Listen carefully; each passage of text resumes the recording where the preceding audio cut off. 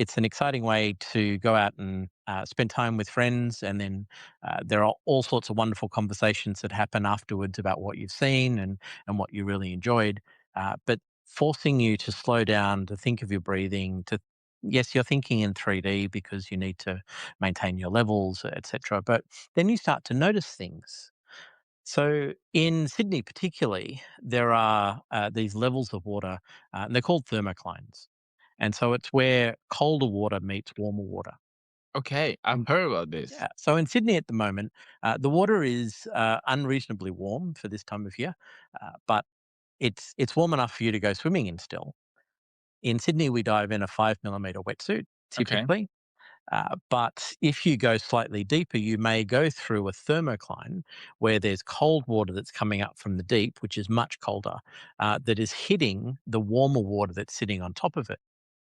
And when you go through that thermocline, you really, if you're paying attention, you really notice because you go from water that might be 18 or 19 or 20 degrees into water that might be 12 or 13 degrees. And I can tell you that makes a big difference. Well, the closest experience that I can relate when it comes to what you just described is that when you accidentally knock over the tap and then in the shower, and then it went from like really It's hot to quite like like really that. cold. Yes, Yeah. exactly.